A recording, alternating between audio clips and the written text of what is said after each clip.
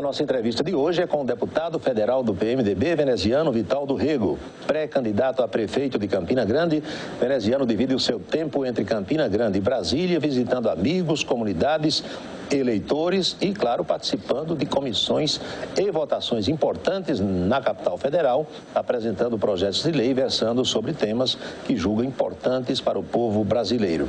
O deputado já declarou que o lançamento da pré-candidatura de Adriano Galdino pelo PSB não altera os seus planos nem a sua rotina e que continua agindo como sempre agiu, mas esperançoso de que no segundo turno, na disputa contra o candidato da situação, ele possa contar com o apoio dos socialistas.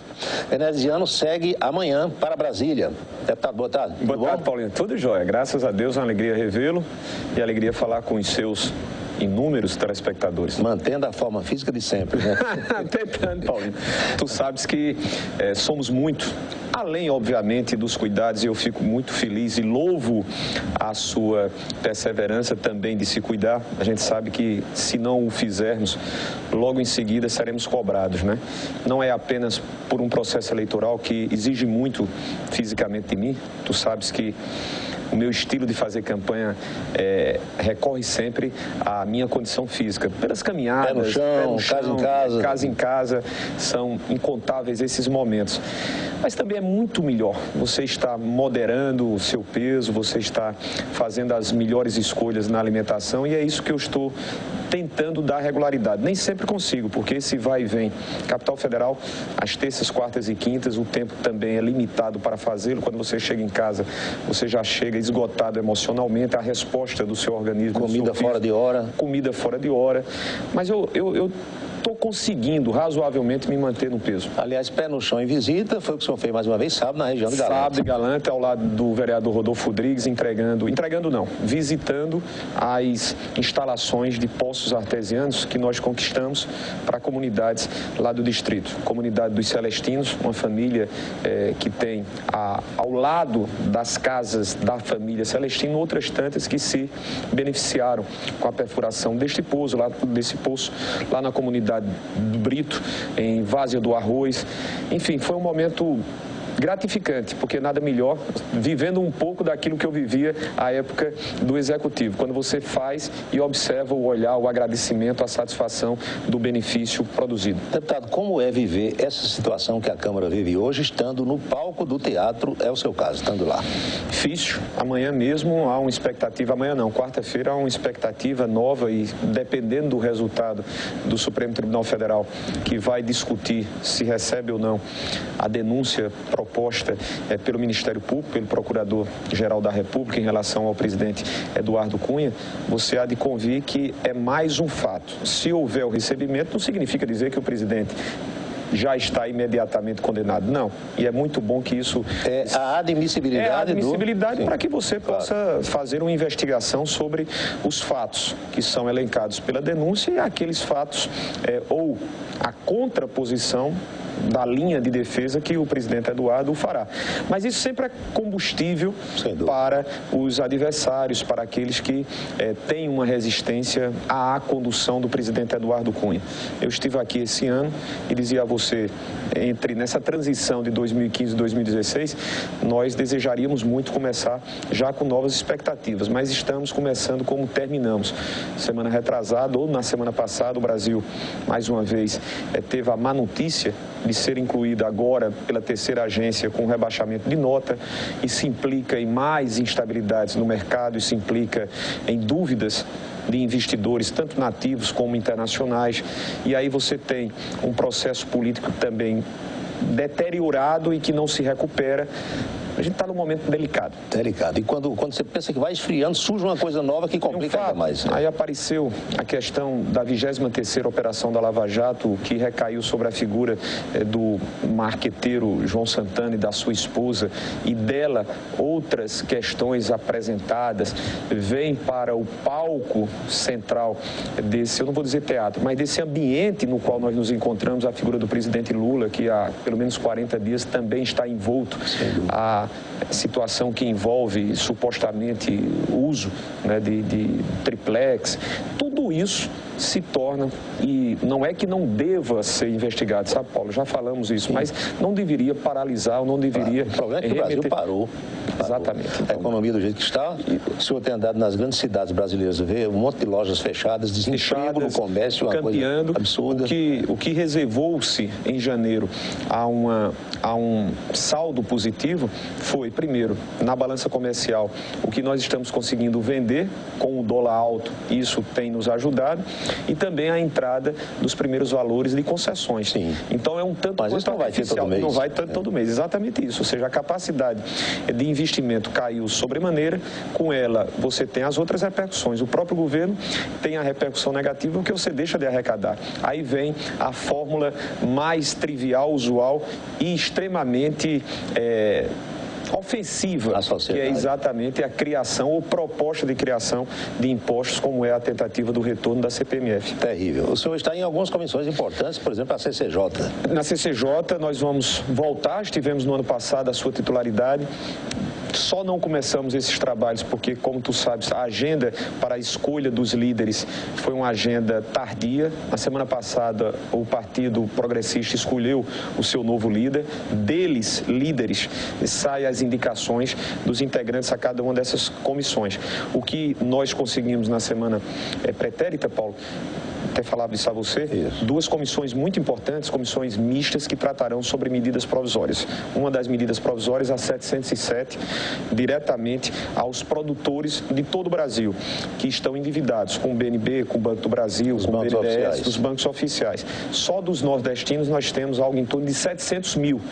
São agricultores, pequenos agricultores, médios agricultores, mas principalmente aqueles de menor capacidade de recursos, que vivenciaram esses 6, 7 anos de estiagem, perderam as suas lavouras e que não conseguiram adimplir. Se for pagar como o contrato foi feito, não paga. Nem a terra paga. Você não tenha dúvidas. Esse levantamento nós já fizemos, inclusive porque o relator é um companheiro nosso do PMDB, deputado Marcos Beltrão, de Alagoas, Sim. E ele disse, olha, 95% veneziano, entregando o seu bem, não consegue cumprir com a dívida imposta pelos bancos oficiais. Então, esse tema vai ser tratado, aí o meu compromisso de receber, de falar, e Vitalzinho já o fez isso no Senado, o perdão àqueles valores, me parece que de 10 a 20 mil reais já havia sido... A época eu me lembro que Carlos Dunga na Câmara e Vital do Rego no Senado. Exatamente.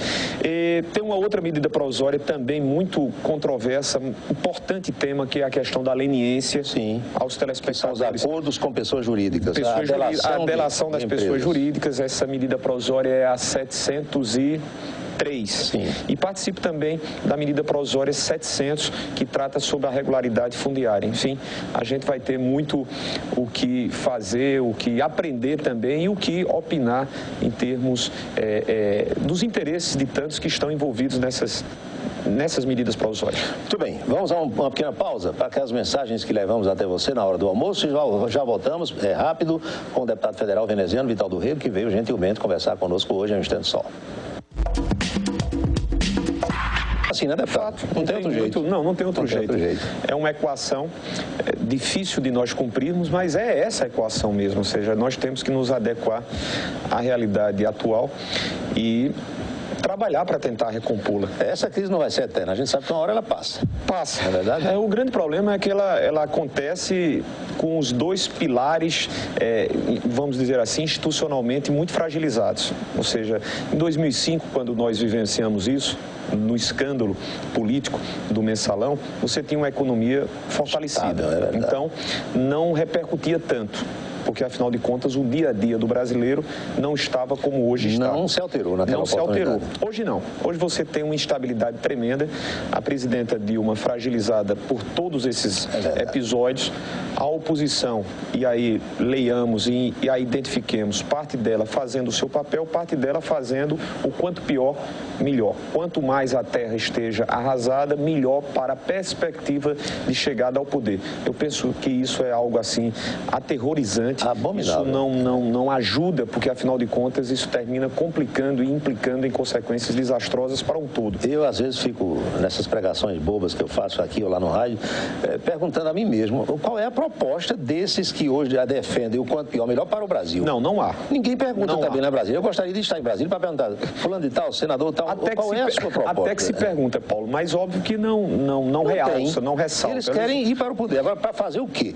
Pronto, é isso. Porque na hora que ocupam as tribunas, e aí quando eu falo tribunas, não é apenas literalmente a tribuna da Câmara, do Senado, mas na hora que ocupa as câmeras, os espaços radiofônicos, televisivos, a oposição faz a identificação, faz o reverberar dos fatos acontecidos. Mas ao mesmo... Seu pai dizia que isso é uma garapa. É você falar sobre o que está constatável, né? Então não tem muitas tomar dificuldades. bombom de menino. Exato, empurrar bêbado em ladeira. É verdade. Mas aquilo que se espera bem, está aqui, agora eu tenho essa proposta. Isso não é feito. E nem há uma ajuda para que a gente recupere isso. É verdade. Deputado, cenário paraibano, como é que o senhor está vendo nesse universo de dificuldades e de falta até de pagamento em alguns estados? Eu vi que essa semana o Rio de Janeiro de novo vai pagar só quem ganha até R$2.000, os outros lá por dia 15, ninguém sabe nada, Sergipe tem problema. São Paulo, Alckmin cortou 2 bilhões no orçamento e a Paraíba, o governador ainda está conseguindo pagar em dia. Está conseguindo pagar em dia, com dificuldades, e ele próprio as reconhece, porque também não adianta e não é o interesse dos que administram-nos dizer algo que todos nós sabemos. Houve uma diminuição drástica no poder dos estados, das unidades, com um encolhimento, uma retração na nossa economia. Isso significa diminuição nos repasses do FPE, por conseguinte, diminuição nos repasses do FPM, diminuição do ICMS, por conseguinte, as cotas-partes dos municípios também diminuem. Ou seja, é um efeito cascata, é um e a despesa só aumenta. E as despesas e as demandas, elas são crescentes. Ou seja, elas crescem geometricamente, enquanto o que nós recolhemos cresce aritmeticamente.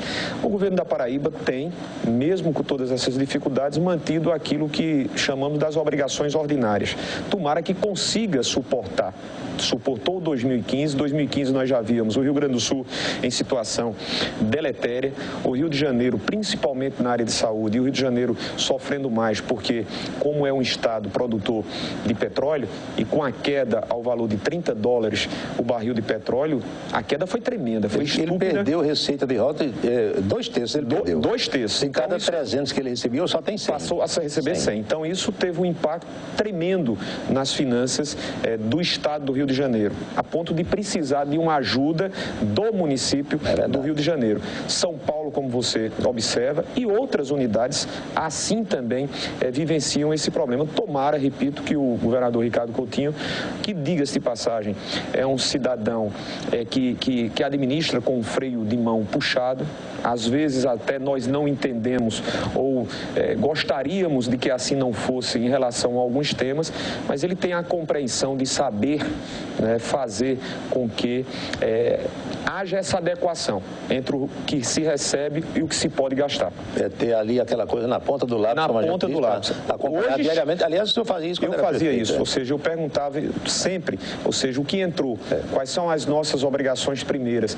E muitas das vezes, quando você não tinha do recebido um valor igual ao que se tinha de compromissos, a gente tinha que fazer a escolha sobre o que era prioritário. Sim. O que era prioritário? IPSEM, o que era prioritário? Servidores. E assim, tocar as nossas obras, que graças a Deus nunca as perdemos. Quando você observa que hoje Campina Grande, com recursos em caixa deixados por nós, a obra do canal da Ramadinha, parado. A obra do canal de Santa Rosa, parada. Verba que Vitalzinho conseguiu. A conclusão das obras do São Januário 1 e 2, paralisadas. A Praça da Juventude, no bairro das Malvinas, paralisadas. Perdemos 14 milhões de reais, eu não sabia, da dragagem da urbanização de Bodocongó. O governo foi que agora, o governo do estado foi que se comprometeu de colocar esses 14 milhões, porque veio via prefeitura e a prefeitura perdeu. As creches paralisadas com recursos também em caixa. E isso nunca aconteceu conosco, nós nunca desperdiçamos um vintém sequer. Isso termina depondo mais uma vez em relação ao atual administrador. O deputado Adriano Galdino teve lançado a sua pré-candidatura a prefeito de Campina Grande no encontro do PSDB há cerca de 10 dias. PSB, perdão.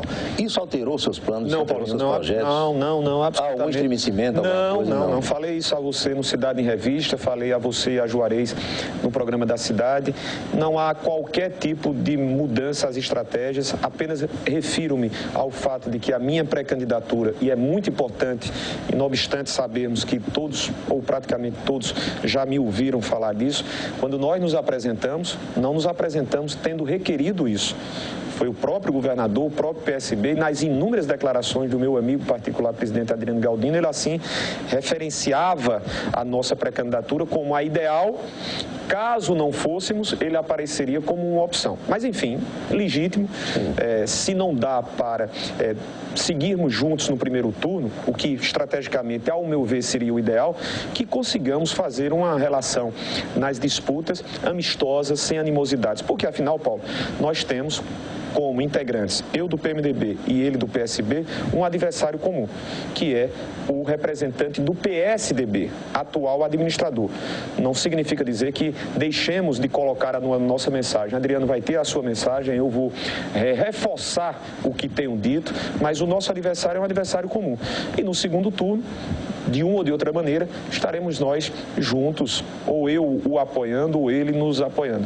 O senhor tem conversado, por exemplo, com o presidente estadual do seu partido, o senador Maranhão, sobre essa situação? Falei com o governador Maranhão, senador Maranhão, no domingo pós indicação, anúncio do presidente Adriano Galdino como candidato do PSB. O que é que ele acha dessa situação? Então, no princípio, ele não reagiu bem porque não via nessa sugestão, vamos dizer assim, algo, se não estranho àquilo que se imaginava, porque o governador tinha ouvido em todas as participações dos outros aliados que a candidatura do PMDB sobre nossa responsabilidade seria esse nome.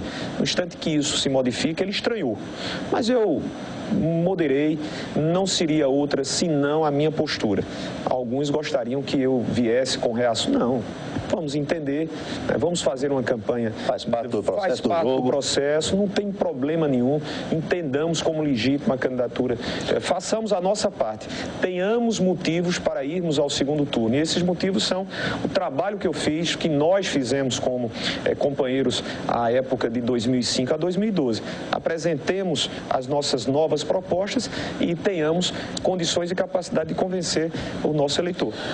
Hoje eu vou ao encontro do PSDB em João Pessoa. O presidente Rui Carneiro, aliás, soltou uma nota agora há pouco, não sei se o senhor já soube. Não li. Abdicando do partido ter candidatura a prefeito. Sim. Significa dizer que quer compor com outro partido, no máximo para oferecer o vice ou a vice. Sim. Há também rumores de que o partido deve deixar que essa situação de João Pessoa seja resolvida pela executiva municipal, onde a doutora Laura Emília Lucena, ex-governadora, e mais alguns 3 vereadores. 3 vereadores. Se o PSDB de lá, é uma possibilidade, se juntar, por exemplo, ao PMDB, o seu partido tem um candidato lá, um pré-candidato, Manuel Júnior. Isso alteraria planos para Campina? Não há qualquer interferência. São cenários distintos. São cenários distintos.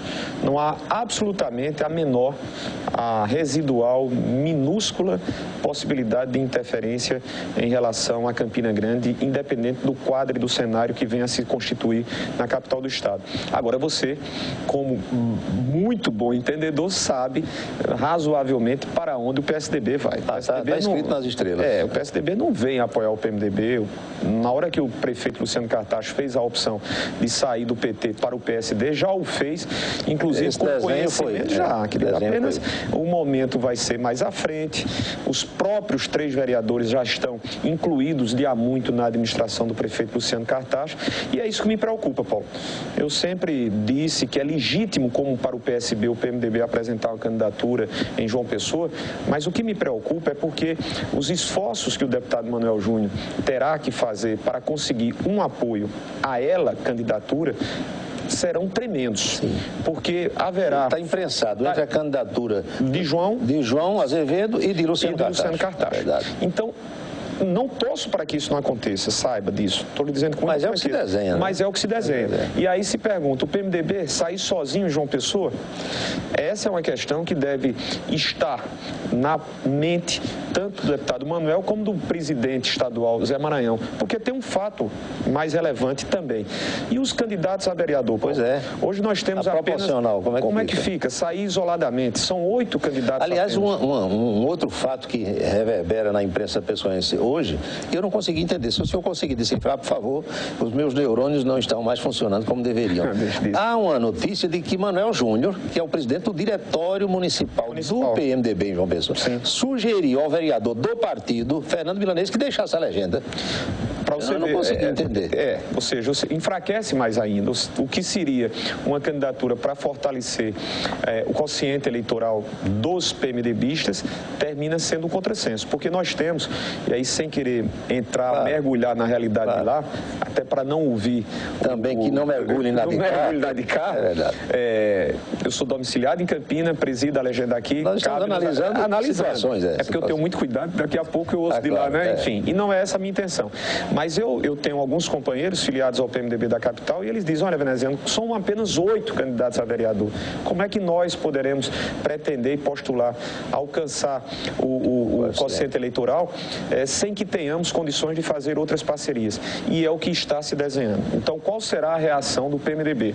Será que nós vamos para uma aventura isoladamente ou não seria sugerível entender as parcerias que foram feitas no passado recente? É claro que nós sabemos que, por exemplo, o Luciano Cartacho, em um determinado momento da campanha, era 4º colocado e chegou à prefeitura. Quem decide é o eleitor. Mas o cenário que se desenha é completamente diferente. Mas lembre-se muito bem que em 2012, quando o prefeito Luciano Cartacho, então candidato, chegou à condição de ser prefeito, ele tinha a seu favor, em memória, o apoio da prefeitura da capital na figura... Governo federal forte. Governo federal forte e a única capital do Nordeste com prefeito petista. Exatamente. Ele tinha o apoio do prefeito Luciano Agra. Então não perca de vista isso. Hoje o PMDB não tem apoio estadual, não tem apoio municipal e o apoio federal não espere quem quer que seja, porque ele não existirá.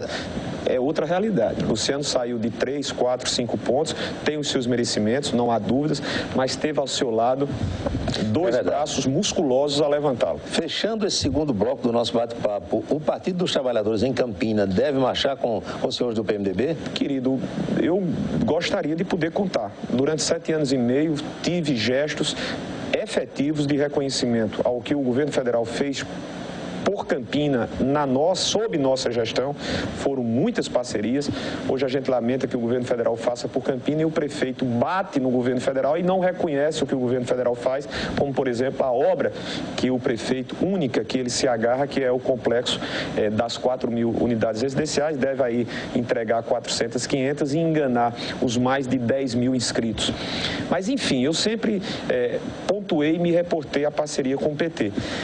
Tenho alguns bons amigos no PT, mas sempre há dúvidas, porque dentro do PT existem integrantes que são aliados, quase que, diríamos nós, colaboradores do governo dos tucanos. Sim. Então, não te respondo simplesmente porque não tenho essa indicação.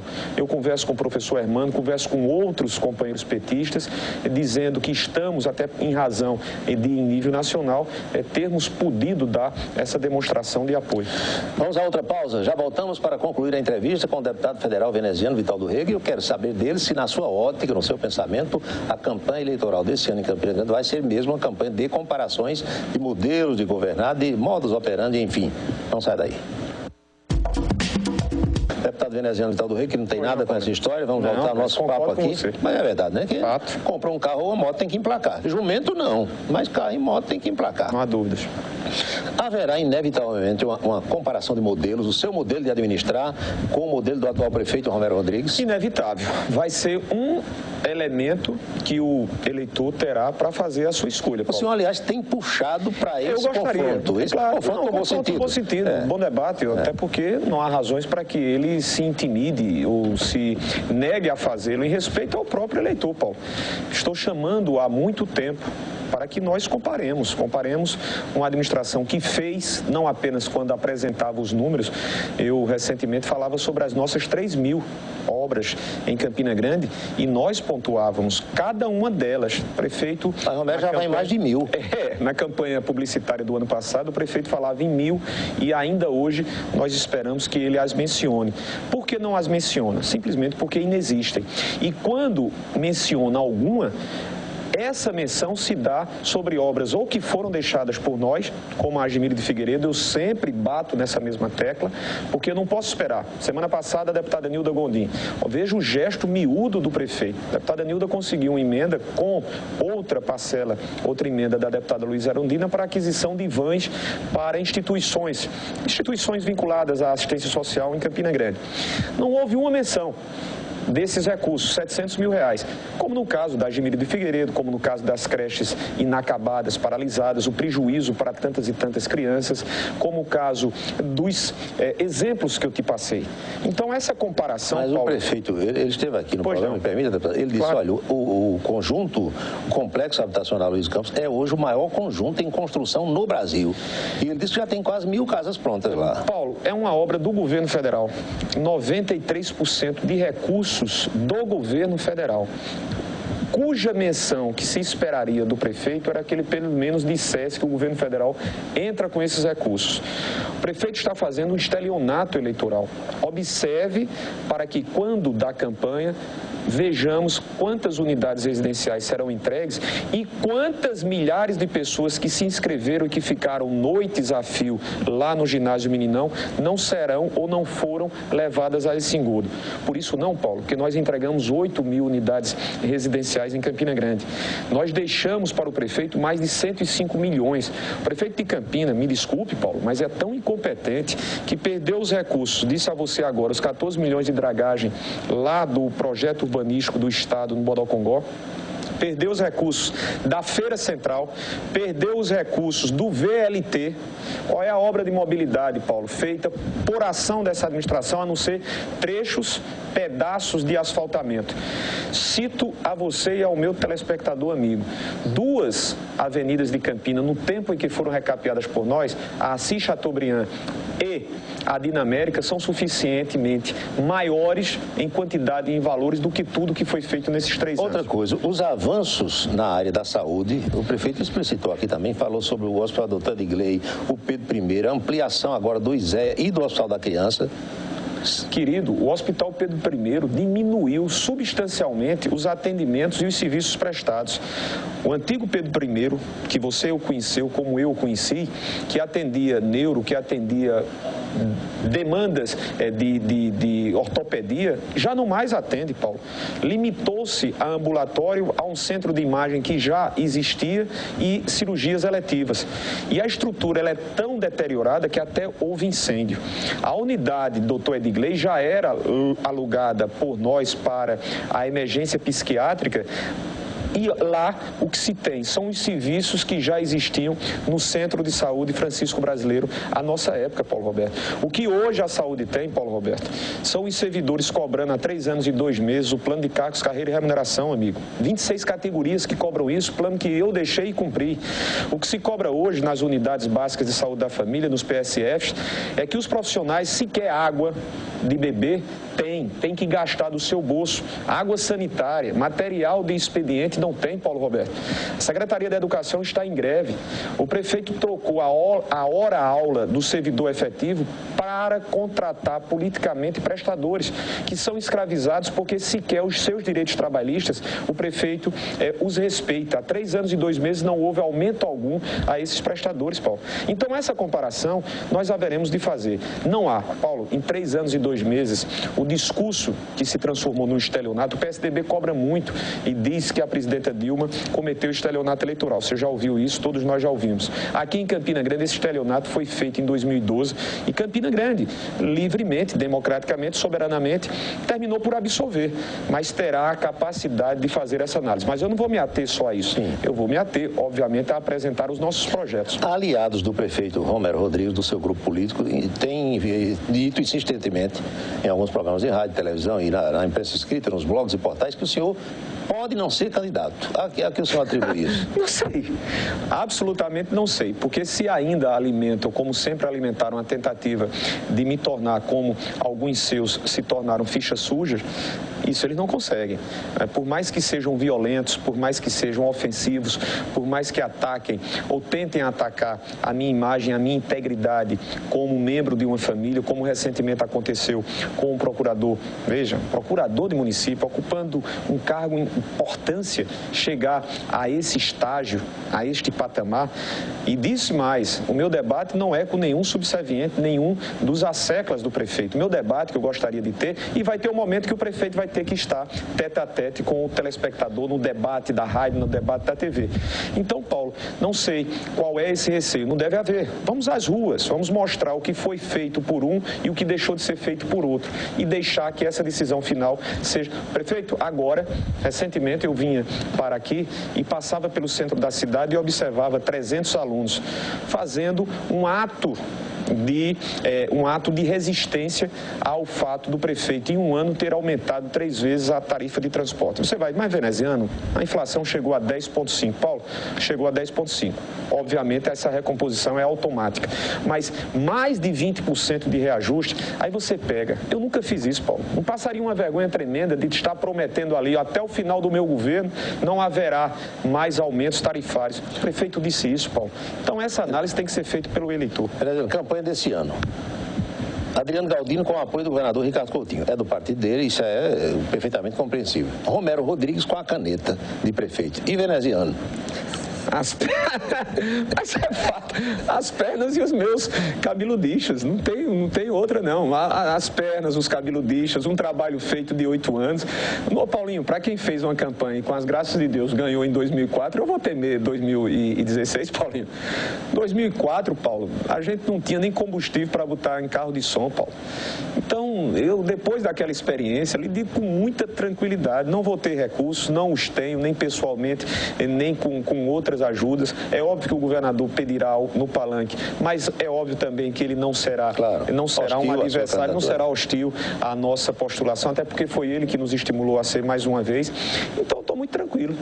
Não me falta coragem, não me falta disposição física, não me faltam grandes amigos, em que pese outros, entre aspas, amigos, ficaram pelo meio do caminho no instante que eu perdi a caneta. Hoje, veneziano sabe quais são os seus verdadeiros amigos. Hoje sabe. Sei. Aqueles que eram amigos do poder, identifico a todos. E eu acho pequeno da parte deles quando eles ocupam emissoras, microfones. Tem alguns companheiros, inclusive na Câmara Municipal, que sabem muito bem o quanto eu ajudei, o quanto eu penso ter colaborado. Colocava a mão no braço, ia entregar um asfalto, ia entregar um pavimento, ia entregar uma creche, ia entregar uma escola e dizia, olha, por pedido desse meu companheiro e agora tem outro comportamento. Isso agora tem, o poeta já dizia, o que é humano não pode ser desconhecido, não surpreende o que é humano. Né? Então, eu estou muito tranquilo, Paulo. Vamos para essa disputa. Veneziano, muito obrigado, viu, por ter vindo a conta mais uma vez. Peço desculpas, eu tinha que ter vindo na semana passada, mas em meio a obrigações que foram aparecendo, e você sempre com a sua gentileza, os meninos aqui da produção, uma compreensão com o Emanuel, com o Carlos Magno, mas muito grato pela atenção. Recebo o convite, Reginaldo, para visitar a área dele lá em Queimadas. Irei. É outro município, mas não tem problema. Não, mas porque afinal de contas, em grandes queimadenses, inclusive recebemos mais de 3 mil votos lá. Essa relação Queimadas-Campina é muito forte.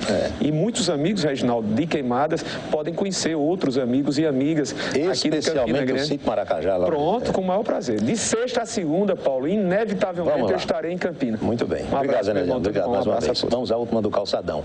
A semana promete novas emoções em relação à famosa Operação Lava Jato. O juiz Sérgio Moro e o japonês da Federal devem ter mais trabalho pela frente. Aguarde os acontecimentos. Obrigado pela sua atenção, pela sua companhia. Marcamos um novo encontro para amanhã, tão logo Júlia Oliveira encerre o meio-dia na Itararé. Temas para entrevista, sugira, fale com a nossa produtora Camila Porto Duarte. Aí está o endereço. Nos assista também pela Rede Mundial de Computadores e acompanhe a repercussão das notas aqui divulgadas no portal da Rádio Cidade AM, que é nossa parceira. Vem aí o Diversidade com Saulo Queiroz e Thaís Carvalho. Boa tarde para você, grande abraço, até amanhã.